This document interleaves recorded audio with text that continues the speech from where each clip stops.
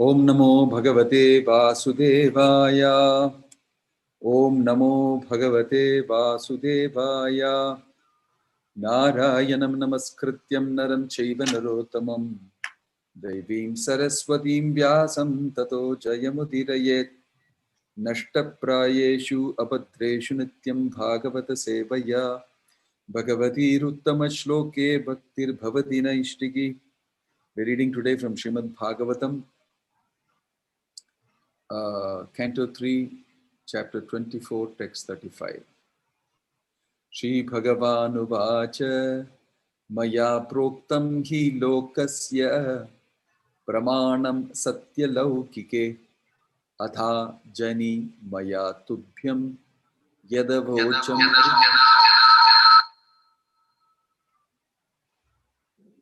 Can you push it up, please?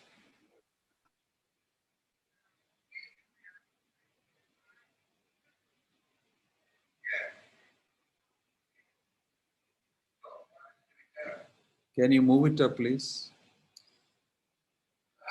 Shri Bhagavan Uvacha, the Supreme Personality of Godhead said, Maya, by me, Proktam, spoken, he, in fact, Lokasya, for the people, Pramanam, authority, Satya, spoken in scripture, Laukike, and in ordinary speech, Atha, therefore, Ajani, there was birth, Maya, by me, Tubhyam, to you, yet that which, Avocham, I said, Ritam, true Mune, O sage.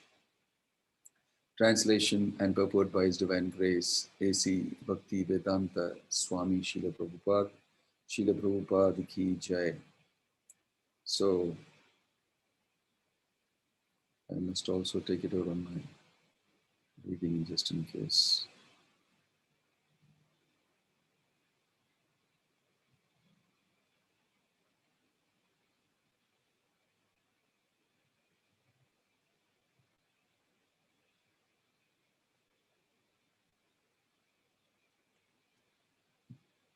The personality of Godhead, Kapila said, whatever I speak, whether directly or in the scriptures, is authoritative in all respects for the people of the world, O Muni. Because I told you before that I would become your son, I have descended to fulfill this truth. Purport. Kardama Muni was to leave his family life to completely engage in the service of the Lord. But since he knew that the Lord himself as Kapila has taken birth in his home as his own son, why was he preparing to leave home to search out self-realization or God realization? God himself was present in his home. Why should he leave home? Such a question may certainly arise, but here it is said that whatever is spoken in the Vedas and whatever is practiced in accordance with the injunctions of the Vedas is to be accepted as authoritative in society. Vedic authority says that a householder must leave home after his 50th year. Panchashordvam vanam brajet. One must leave his family life and enter the forest after the age of 50. This is an authoritative statement of the Vedas based on the division of social life into 4 departments of activity: brahmacharya, grahastha, vanaprastha, and sannyasa. Kardama Muni practiced yoga very rigidly as a brahmachari before his marriage, and he became so powerful and attained so much mystic power that his father Brahma ordered him to marry and beget children as a householder. Kardama did that also. He begot 9 good daughters and 1 son, Kapila Muni.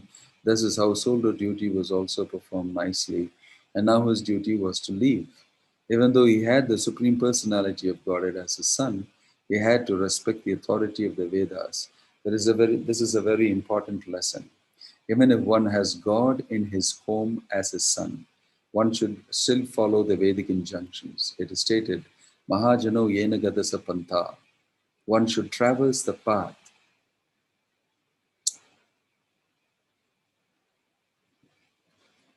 What is that? Traverse the path which is followed by great personalities. Kardama Muni's example is very instructive. For in spite of having the Supreme Personality of Godhead as his son, he left home just to obey the authority of the Vedic injunction. Kardama Muni states here the main purpose of his leaving home while traveling all over the world is a mendicant. He would always remember the Supreme Personality of Godhead within his heart and thereby be freed from all the anxieties of material existence. In this age of Kali Yuga, sannyasa is prohibited because persons in this age are all Shudras and cannot follow the rules and regulations of sannyasa life. It is very commonly found that so-called sannyasis are addicted to nonsense, even to having private relationships with women. This is the abominable situation in this age. Although they address themselves as sannyasis, they still cannot free themselves from the four principles of sinful life, namely illicit sex, meat eating, intoxication, and gambling. Since they are not freed from these four principles, they are cheating the public by posing as swamis. In Kali Yuga, the injunction is that no one should accept sannyasa. Of course, those who actually follow the rules and regulations must take sannyasa. Generally, however, people are unable to accept sannyasa life, and therefore Chaitanya Mahaprabhu stressed Kalu Nastyeva Nastyeva Nastyeva Gatiranyata. In this age, there is no other alternative, no other alternative, no other alternative than to chant the holy name of the Lord. Hare Krishna, Krishna Krishna, Hare Hare. The main purpose of sannyas life is to be in constant companionship with the Supreme Lord, either by thinking of Him within the heart or hearing of Him through oral reception. In this age, hearing is more important than thinking because one's thinking may be disturbed by mental agitation. But if one concentrates on hearing, he will be forced to associate with the sound vibration of Krishna. Krishna and the sound vibration Krishna are non-different. So if one loudly vibrates Hare Krishna, he will be able to think of Krishna immediately. This process of chanting is the best process of self-realization in this age. Therefore, Lord Chaitanya preached it so nicely for the benefit of all humanity. Om Gyana Timirandasya Yananjana Chalakaya Chakshurummilitam Yena Tasmai Shri Gurave Namaha Shri Chaitanya Manobhishtam Sthapitam Yena Bhutale Swayam Rupa Kadavahyam Dadati Swapadantikam Vandeham Shri Guruho Shri Yuta Padakamalam Shri Gurum Vaishnavamscha Shri Rupam Sagrajatam Sahajana Raghunathan Vitantam Sajivam Sadvaitam Savadutam Parijana Sahitam Krishna Chaitanya Devam Shri Radha Krishna Padan Sahagana Lalita Shri Vishaka Nritamscha Namo Om Vishnu Padaya Krishna Prashtaya Bhutale Srimate Bhakti Vedanta Swami Gunamane Namaste Saraswate Deve Guravani Pracharine Nirvisesha Shunyavadi Paschatya Deshatarine Jaya Sri Krishna Chaitanya Prabhu Nityananda Shri Advaita Gadadhar Shivasadi Gaura Bhakta Vrinda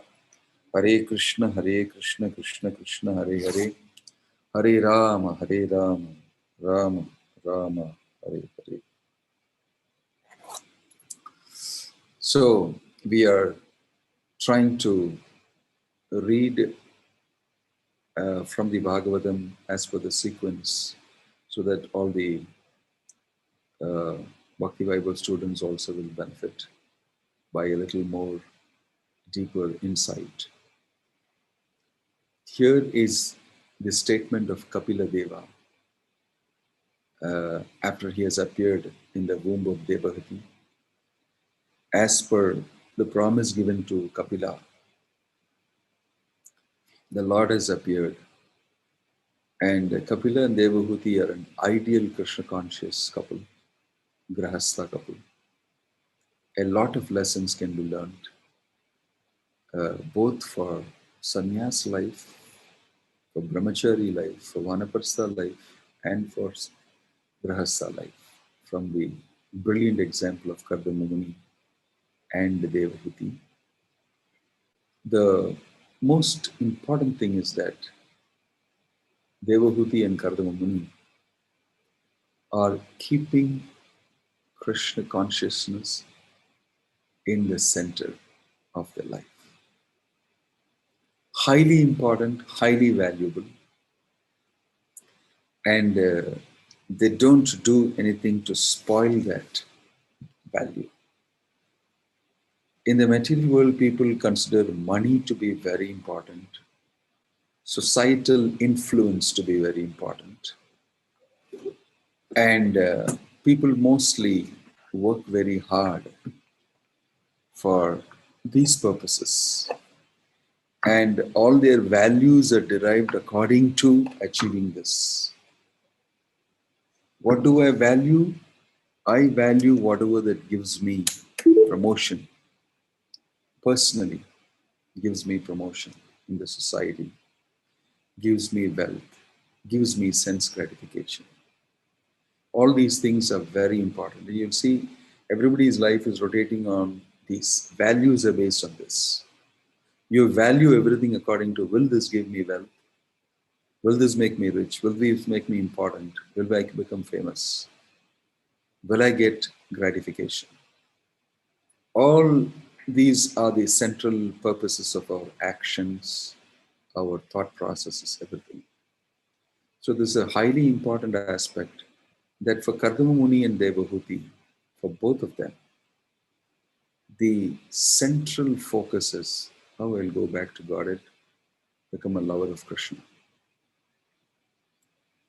So their activities are very different. What ensues from that type of value? What type of thoughts ensue? What type of actions ensue from that?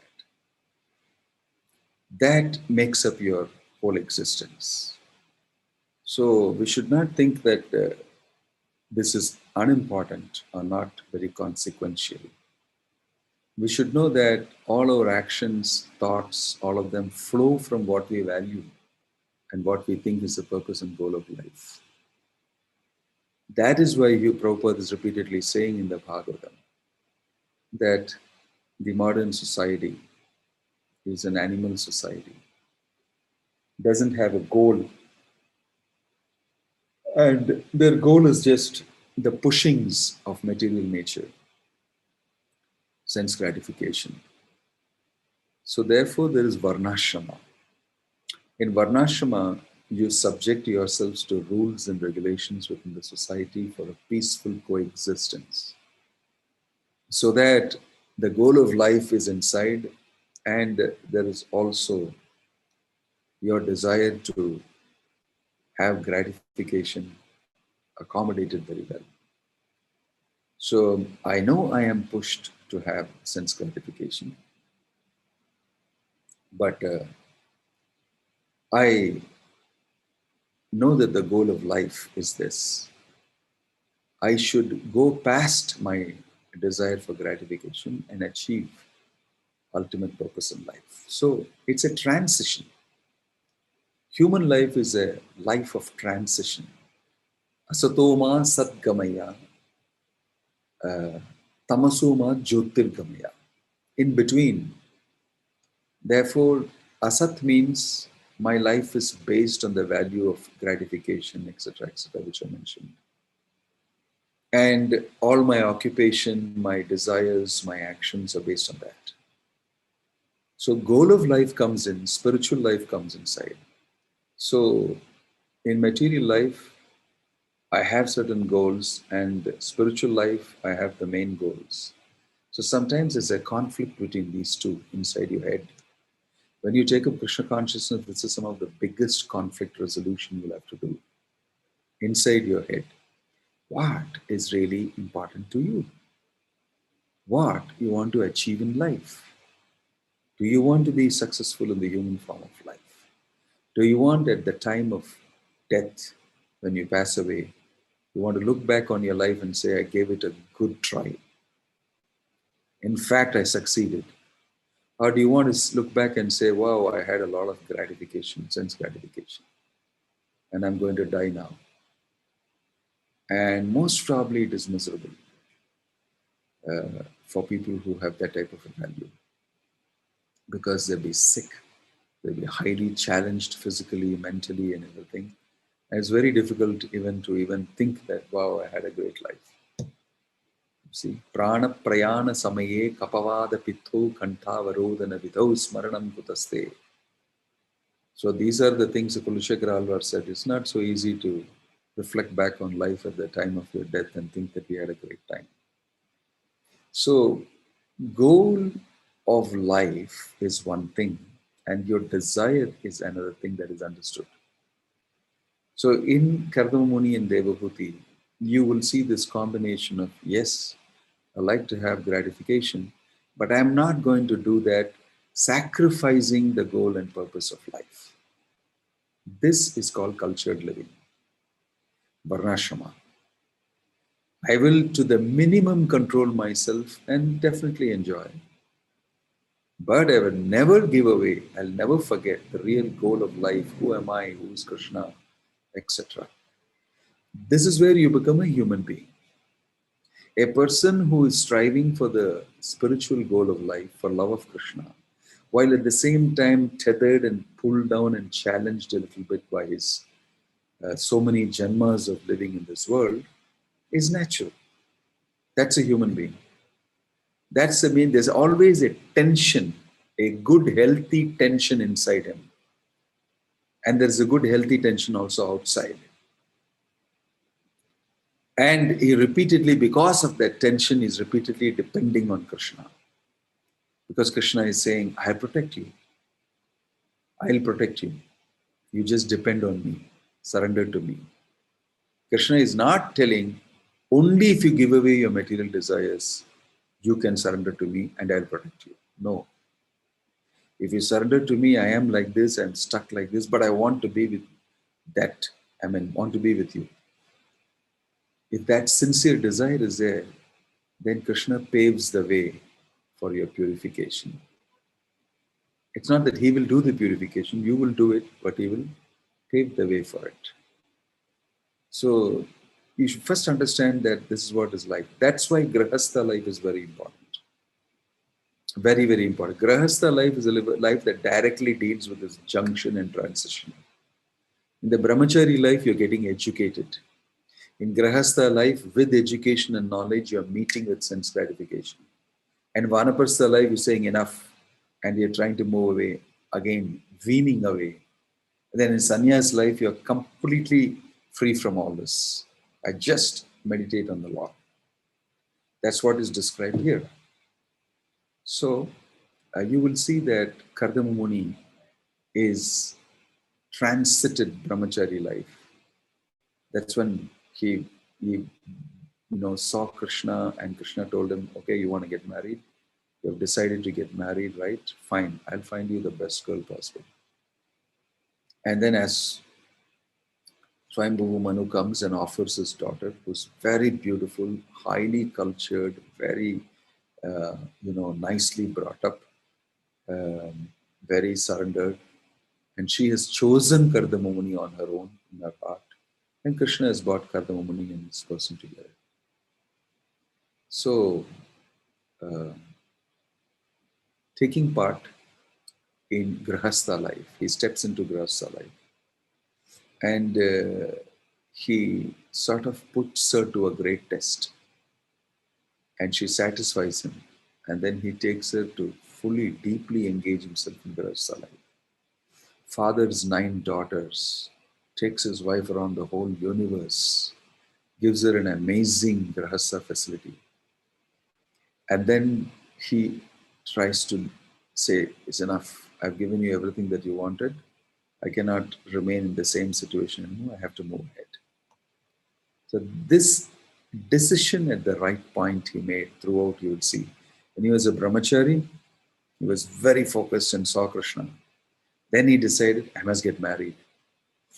Then his marriage was attended to by the Supreme Lord himself. And he brought the bride for him. So there also he went through. At the end of his Grahastha life, he knew that's enough. Now I got to move to Vanaprastha Sannyas life. He was very clearly making the decisions at the right time in life. And not turning back. Not turning back. So he made that decision. When he was making that decision, Devhuti appealed to him and said, I've got only daughters. I don't have anybody to guide me. Putro rakshati vardaghe nastri swatantri marhati. The Manusmriti says that Putro bhartya rakshati yovani. What is that? Pita rakshati kaumari. My father will protect me when I'm Kumari. My husband will protect me when I'm young. And my son should protect me when I'm old. But you're leaving me without giving me a son. So it so happened that Kardama Muni said, okay, so be it. And he said, the Supreme Lord will appear as your son.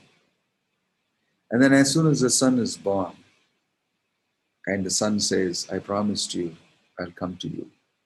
This is that verse we're reading. And as soon as he understands that he has come, Kardama Muni pays his obeisances to him, and he knows everything about him. And still in a sober way, he's making a decision. I have to leave. This is the crux of this. Krishna is saying that I have appeared as I promised to you, and I've done the needful now. I will be now talking to your wife, my mother, and also enabling her detachment to Vairagya, education, and achievement of love of God. So Kartama Muni takes leave of the Lord. Takes leave of the Lord. So this shloka tells us that it is not that you should not have gratification as a grahastha. It is just that your gratification should be very mindful, and it should be based on satisfying yourself so that it will not bother you and you can become peacefully Krishna conscious. This is the principle.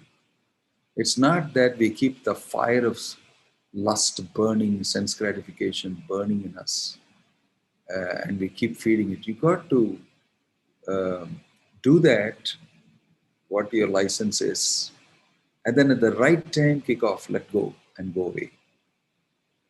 So throughout Grahastha life also, a person should be contemplating at so and so age I'll be leaving. So let me manage that. So life is never to be led in a whimsical manner. All the time you have to program, you have to determine yourself and know when I'm going to do what. So don't think that I'm retired from my office, I'm free to do what I want, when I want, how I want. Because now I am just a man without a job. No, you have got the main job of becoming Krishna conscious. And that has to be handled with focus all the time, whether you are in brahmachari, grahastha, vanaprastha, or sannyas life. And you can see that Kardama Muni will exhibit that quality of restraint at the right time, determination at the right time, and turning his face away with vairagya, virakti and vairagya. Vairagya means although my mind is telling me to go in that direction, I turn away and I put my focus, right? So the Lord has come and he requests the Lord, now that you are here and you will be speaking to my mother, and this is the reason why I called upon you, I should continue to follow the Vedic injunction, which is non-different from your instruction. Which is non-different from your instruction. Give me blessings so that I may go and completely meditate on you. You see, throughout Bhagavad Gita, all these topics are discussed. Karma, work, knowledge, jnana, yoga, renunciation, bhakti. You will find these are main topics. These are the main topics. And the Varnashrama is also divided like that. Like I told you, during brahmachari life, you remain very austere and strict. Austere, tapasya. And do swadhyaya. Under the guru you study. It's complete education. Education requires tapasya. Everybody knows that. You can see the students studying during the exams and attending the sessions and everything. Your life is focused on, education, gyan, collecting information. Then after that, you actually practice the gyan, vigyan in grahastha life. Restrain yourself and then train others, your family members, everything. Then in vanaprastha life, like I said, that you take your experience and your education together and move it through everything and get a greater conclusion. And in sannyas life, you completely spend in meditation. So dhyana yoga, karma yoga is initially. People get addicted to doing work and enjoying the fruit. It's very difficult to be without doing any work, especially when your body is young and you're full of passion. So you engage yourself in work. That is one level of realization, that you connect up your work and give the fruit of your work to Krishna, and you remain detached from the fruit. But you work because you like to work. You like to be doing something. Then you promote yourself to there. I did enough, a lot. Let me read something, understand something. So you read the scripture and you develop jnana. And then it becomes very attractive because your body is atrophying anyway. You cannot be physically active, mentally active, intellectually active. But you can do one thing, is to meditate on Krishna if you have already practiced it. So this way, all these are important aspects and different aspects of your varnashrama. So dhyana, completely depending and remembering the Supreme Lord, always. Of course, in ISKCON, we are not able to do everything exactly like that. In our initial stages, especially sannyasis involved in management, in leadership, in organizing, in leading from the front, in preaching, so many things. Sometimes you have to do institutional stuff, organizational stuff. All, of course, for the sake of Krishna. Everything is connected with Krishna. But still, if you leave me alone, I like to study Bhagavatam and understand and write and all this, and then be able to teach. It is completely gyan, giving gyan, taking gyan, ruminating over gyan, like that. That would be very ideal for sannyasis. But after that comes renunciation totally and dependence on Krishna, full meditation. So Kardama Muni is desiring to do that now that the Lord has come, and so that his life will be completely done. And he renounces himself, leaves his wife, who also, with the help of her son, separation from the husband will be there a lot, but she doesn't protest in any way. You go your way, that's the purpose of life, I know. I don't want you to hang around here and serve me in any way. So, very broad-minded, very focused on self-realization, detached, mature. These are all the qualities we can see in Devahuti and Kardama Muni. And they are managing the attachment, managing their lust, anger, greed, everything, using the gyan, using the knowledge and information, and never forgetting their connection with Krishna. See? So although the Lord has appeared in his house, which is a question asked and answered by Prabhupada also, he knows that the Lord wants me to follow definitely his instructions for Grihasthas so that others will also watch and know about it. My son may be Kapila, but I'm not staying back to enjoy his childhood pastimes, enjoy my affection on him, enjoy. He didn't want to, because he knew that Krishna would want him to set a very good example, which he has already done in his brahmachari life and grihastha life. And Krishna wanted him to be an exemplary person in his sannyas and vanaprastha life. So in the same tempo, using the same force, Kardama Muni meditated on the Supreme Lord as his son, maybe, but he knew he's the Supreme Lord. So in his meditation, you will see that he achieves Krishna. So when we watch and hear Kardama Muni's activities from the beginning onwards, we can develop so much appreciation for him, for his very nice strategic plan, for his doing the right things at the right time, for his even getting the Supreme Lord to be his son, and then showing us, paving the way for how to practice Krishna consciousness, in what spirit we should do it. Right? So this is about separation from each other. But somebody would say that, yeah, it was very easy for Kardama Muni and Devahuti to separate themselves because Krishna came in between in their house. Krishna came in between the house. That's not really the right thing. That even though Krishna came in the house, you see Kardamuni is leaving. The advantage is for Devahuti that Krishna came into the house and Krishna directly instructed Devahuti. Just like Krishna directly instructed Arjuna, he directly instructed Devahuti.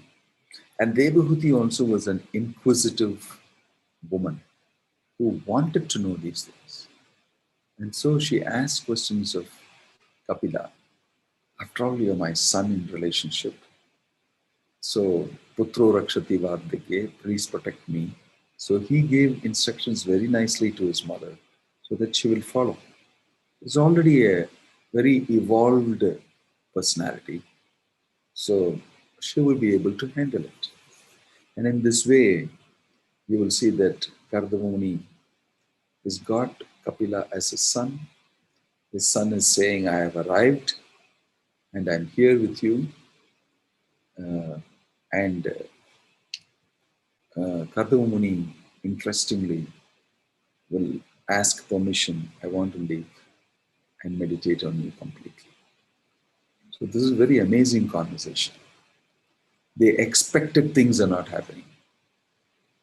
Each one is focused very much on achieving the goal of life and is accordingly making decisions. See, that is why we need Guru. Kardamuni was directly instructed by the Supreme Lord also.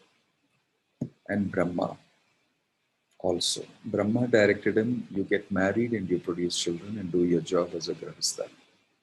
And he said, okay, father, and did the needful. And after that, you don't have to ask Brahma to be, can I renounce now or anything? Renunciation means it's a decision of your own, And Kardamuni is taking that decision and is bouncing it off the Supreme Lord. So this is what I would like to do. And the Lord says, yes, yes, go ahead. Go ahead. People like you should do it. So that others will watch and they will know how to do these things. And they aspire to do these things. See. So Lord Chaitanya also, you will see when he was 24 years old, he took sannyasa, left a very beautiful wife, walked out of his very affectionate mother. It's all very painful to do normally. But a devotee who is really interested in getting the mercy of the Lord, he must push himself a little bit. And you will see that's happening here. And Kapila Muni is actually facilitating that. So his mother, that is Kapila's mother, was also earlier as good as Kardama Muni, a very balanced lady, very supportive to Kardama Muni, very submissive to Kardama Muni. So if you have a husband like Kardama Muni, you will inspire your wife a lot. Somebody is going to ask, oh, you mean to say they never had any misunderstanding? There's no such misunderstanding mentioned in the Bhagavatam at all. They were always in sync. And this is the nature of highly cultured people. Because especially in Kali Yuga, it is very difficult to recognize and give appreciation for these aspects. You can see that Kardama Muni and Devahuti, like I said, the highlighters and very attractive thing is their focus. They, this is what like Chanakya Pandit said, Smara Nitya Anityatam. They know very well that this is temporary. They know the philosophy and they don't lose their aspiration for the ultimate goal of life. And they make good decisions at the right time. Even Devahuti is making a very intelligent decision and requests to Kardamuni. You see, you have to look after me and my spiritual life. I have done the needful.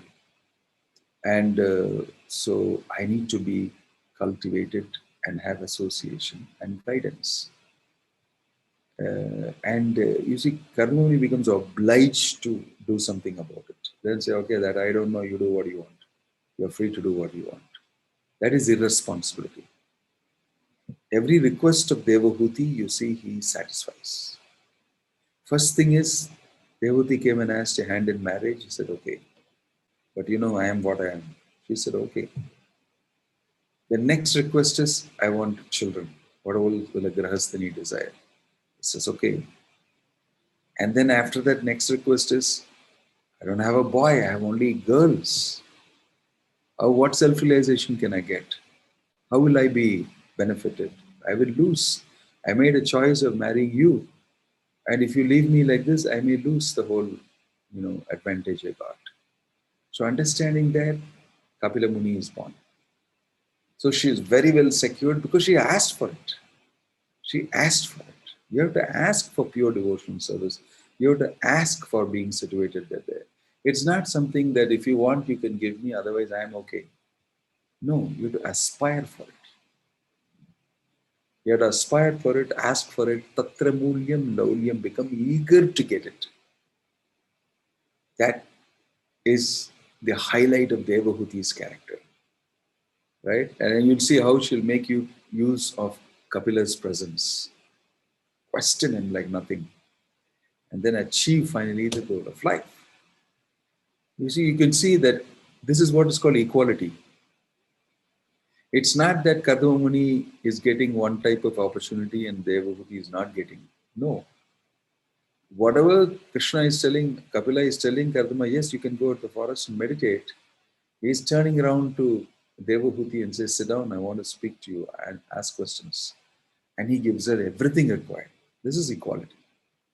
Equality means equal opportunity for practicing Krishna consciousness, equal opportunity for rendering devotional service. By reading Devahuti and Kardama, in what way did they suffer due to inequality or mistreatment or anything? They followed the Vedic injunctions perfectly, followed Krishna's instructions perfectly, followed, the Brahma's instructions properly. And life was pretty smooth and perfect. The life of Devahuti and Kardamuni is so nicely perfect, right? Because they asked for it. Don't think that they are blessed. Somehow 1 in a trillion will get this type of opportunity. These are all mental rationalizations. But the fact is that Kardama Muni was determined from the beginning to go back to Godhead. Devahuti liked this person because he is determined in the real goal of life. And she's also determined. So although she had a little sense gratification, that's due to a grahastha and the company of a member of the opposite sex, she did not, lose her enthusiasm to be Krishna conscious. 9 children and the 10th one also. So the mother of 10 children, remember, asking for Krishna consciousness. And she must be managing all these 10 daughters, daughter and this thing together. Of course, Kapila Muni may not require it. Getting them married to proper people, everything, they both did it. And they got ready. So in every sense, you will see it's a question of being inspired correctly, willing to follow the instruction properly, and taking decisions at the right time, and utilizing the advantage provided by Krishna that you are going to appear in our house. So what more you want? What is not given to Devahuti by Kardama Muni? Huge opportunity. Huge opportunity. He has treated her equally, is a statement I would say. He has never been unequal. And Devahuti also has remained a woman and preserved her womanhood and got to elevate herself to Krishna consciousness. Because after you become Krishna conscious devotee, got liberated, what's the meaning of man's body, woman's body, and I'm a man and this thing, I'm not given that privilege or anything. It's good example of equality. Because everything she asked for, he complied with. And she was not asking for anything and everything. She was asking for Krishna consciousness. And so he was very happy to help also. But she asked for sense gratification and for children and everything, that also he gave.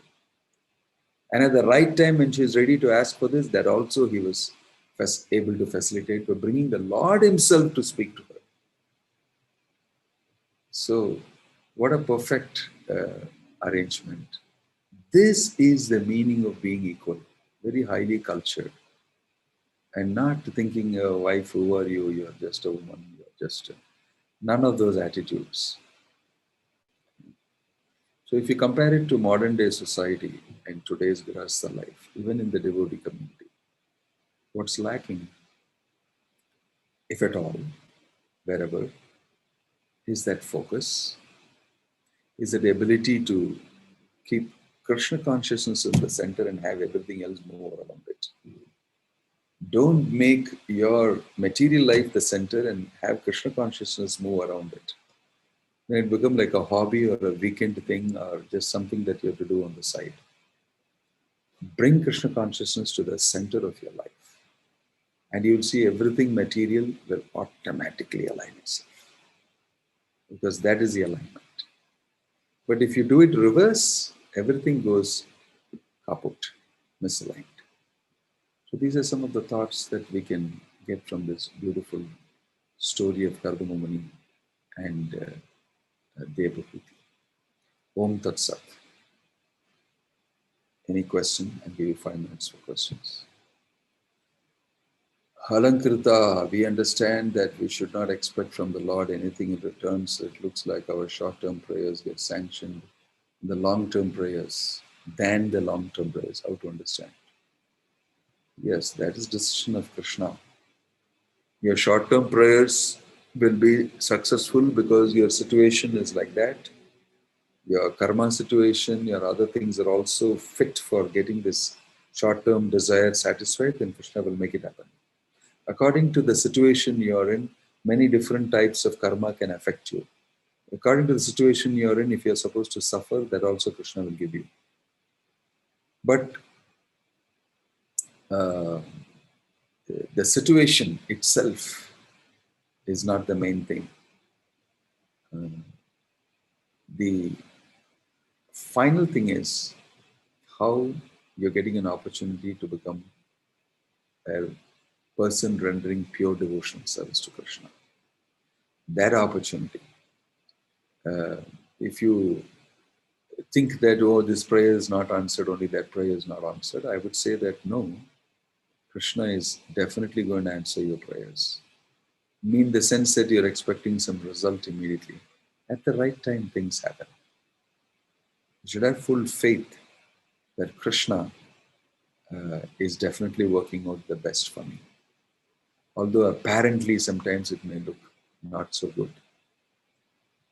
But you should know that the intention behind, the content behind is all there to benefit me. I should not jump to conclusions. If you have a little patience like that, you will see how it unfolds.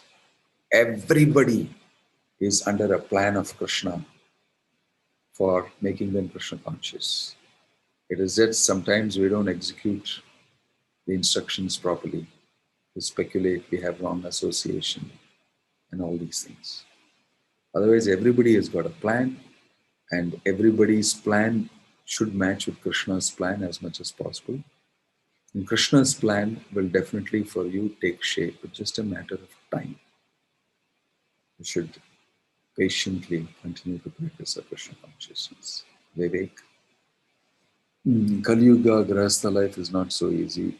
Not only Grahastha life, Sannyas life as though is very easy, as though Brahmacharya life is very easy. Everything is difficult. So how to face and continue Krishna consciousness without obstacles? Obstacles should be there. Actually, life is an obstacle race. Jumping, overcoming the obstacles. Then only you become strong spiritually. It's not that, there should not be any obstacles. If there's no obstacles, how will you spend your time? Most probably, we will not know how to spend it. That's why Krishna has given us devotional service. Especially Prabhupada has crafted devotional service in a particular way meant for Kali Yuga, and we are able to absorb ourselves in it. So,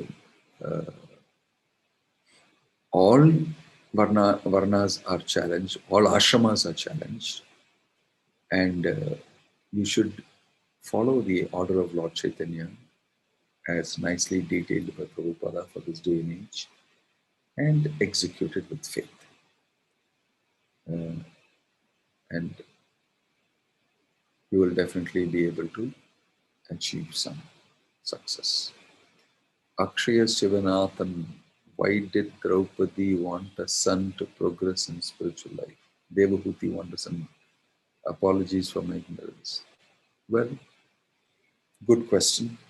I told you that Devahuti has now become older, and her husband is planning to leave and go take sannyas and never again come home. So at that point of time,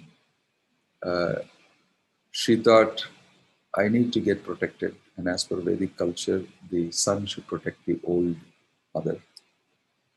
But it is not very well followed now. Or rather, the old mother is protecting the son.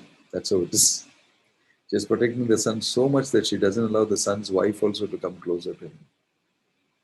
In this way, everything goes kaput. But the son will protect the mother means he will look after her materially and spiritually. That is his duty. He must do that. Otherwise, he will be failing in his duty as a son. So you will see that how Kapila Dev will instruct his mother spiritually and provide for her materially also. At least in the material world, we should make sure that since you have given birth to me and given me this body which I'm using in Krishna consciousness, I pray to Krishna that my mother gets benefit. Especially if she starts chanting Hare Krishna and worshipping Krishna in the house, definitely she'll get a benefit. A lot of benefit.